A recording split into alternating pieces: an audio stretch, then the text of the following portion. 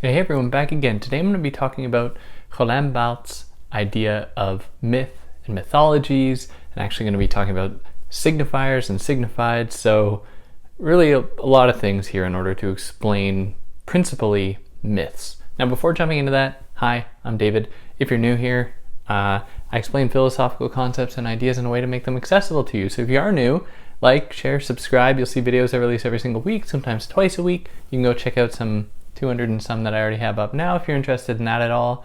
If you want to help me out, you can do that by doing all those things I just mentioned. You can help me out monetarily via Patreon or PayPal, but obviously no pressure. If you found this on YouTube, you're going to be able to find the audio only in podcast form if you're into that. If you found the audio only in podcast form, you can find the video for this on YouTube if you're into that at all. If you want to follow me anywhere other than here, you can find me on Instagram at theory_and_philosophy or on Twitter at David Guineo. There are links and all the clickable things underneath this video if you're into that. And yeah, let's jump into this. So I'm developing this idea principally from his text called Mythologie. Now he does mention this in other texts as well. He does get into the idea about myth and the importance of myth in his other texts like Writing Degree Zero, but I'm going to focus on mythology because that's where he really gets into the weeds of this term and how myths operate within a specific sociocultural setting and really the function that they serve. So he begins by saying that myth is a type of speech, which is to say that there is no specific kind of myth. There are certain ideas, maybe certain real things in the world that can belong to myths, but to understand myths requires that we first acknowledge it as a form, which is a form of speech, which can extend, I should qualify, can extend to other media as well. So it's not reserved for just verbal speaking. It can happen in writing, it can happen through pictures, it can happen through film, it can happen through newspaper, print, whatever. It can really include anything. Now, what makes myth a myth? And there are going to be a few different defining qualities as we go through here, but perhaps the biggest one is that a myth is meant to convey a message. And so in that way, it is a little bit didactical. That is, it's teaching us something. When we hear a myth, that myth is relaying to us a message.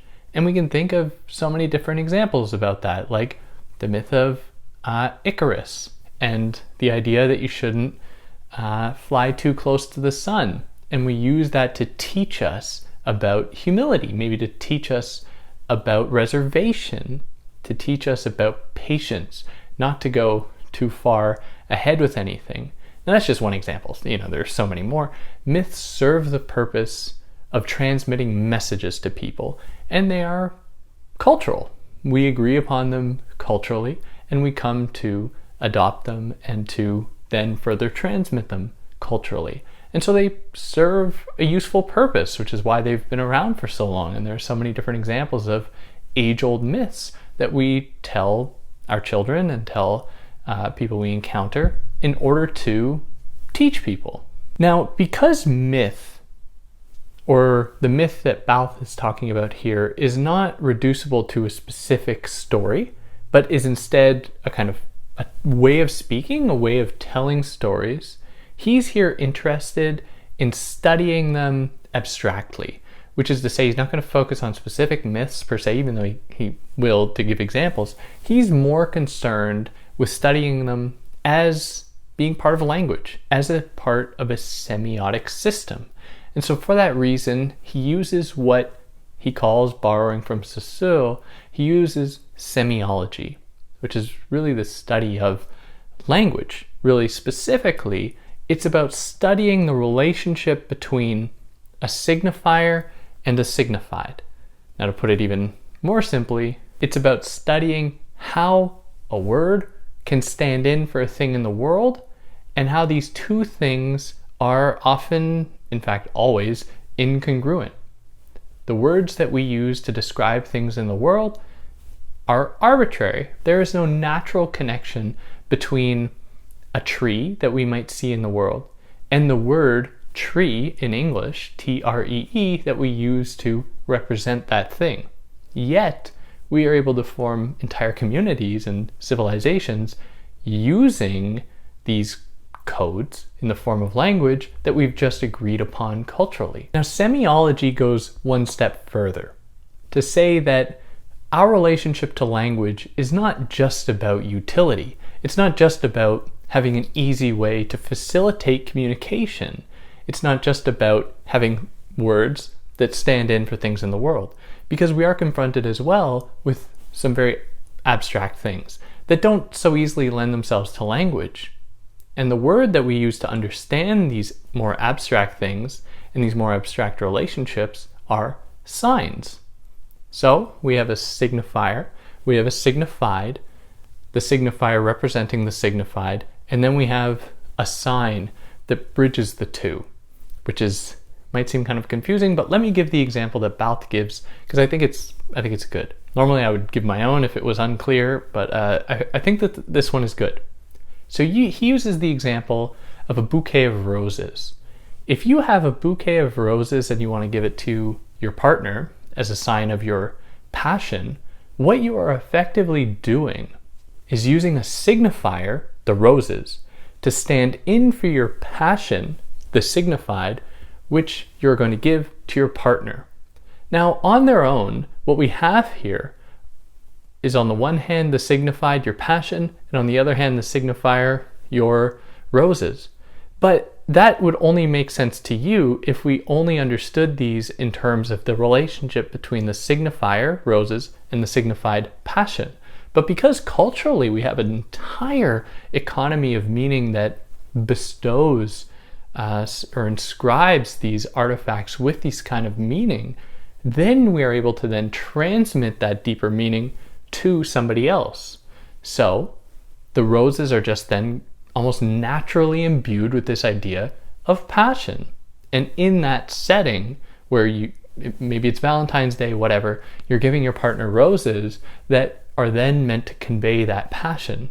And so in that moment where there is an almost inextricable association, a kind of indetachable association or undetachable between the roses and passion or your love, it means then that it has become a sign.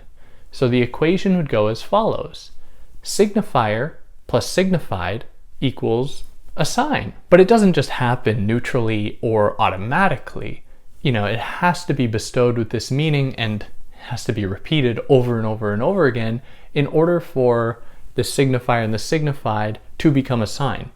Because if, for example, I thought that a pile of gravel could stand in for my passion and I gave it to somebody, to me, that pile of gravel was exactly what I wanted it to be. It was a signifier of my passion for somebody. But it hasn't attained the status of a sign because it hasn't been culturally acknowledged to inextricably be associated with passion. It was only specific to me. But with everything we've discussed up till this point, we haven't yet arrived at myth. Myth comes into the picture when this sign that we've arrived at now becomes the signifier to another signified that is on a deeper level of signification. So what I just described in the case of the roses is an example of what he calls first order semiology or first order semiotics. And myth enters the picture when the sign of the first order system, in this case that I discussed, the bridging of roses with passion, now becomes a signifier for or to another signified that can then mean something else. It can become a new sign, which at this level, it's not totally important, but at this level is actually called signification. Now, the example that Barthes gives for this is different. And he gives the example of a French magazine that has the picture of a small black child, and he's writing this in the 50s, I believe, a small black child in military uniform saluting the French flag. So, if we applied what I just did, this first order semiotic analysis, we could say that this is an example of patriotism. And so what we have here is the depiction of a black child in military garb, standing in for acting as a signifier of French patriotism. And then the two things become interlinked and they are a sign. Now, second order semiotics that exists at the level of myth will then take this sign, the link between this child and patriotism, and say that it is actually meant to stand in for something else, a new signified. And that new signified in this context could be any number of things, but Barthes proposes that it might be in this context an erasure of France's imperial efforts in Algeria. So now this black child is doing more than just represent French patriotism. This child is standing in as an erasure, or as a way to absolve France of its imperial guilt, in order to say or to represent, look, this black child loves France, so therefore France doesn't have a problem with its imperial efforts. There's nothing wrong imperially with France. And so what we have here is a deeper meaning that is being conveyed through this image that Barthes is describing. Not just French patriotism, but actually an effort to absolve France of its violent past and at the time ongoing harms it is inflicting on African nations, including Algeria. And there's no reason this can't go further. I mean, I don't necessarily have the capacity to go further, but if any of you listening have any ideas, you could definitely comment. How could it go further? Now that we've established a new sign associating this child with this idea about French benevolent foreign policy, how can we go further taking that as a signifier in a new chain of signification? Now, what myths do is they operate then in accordance with certain dominant streams of thought and of power. What narratives are going to be proclaimed through myth? Why are some ideas going to be represented and others maybe not so much?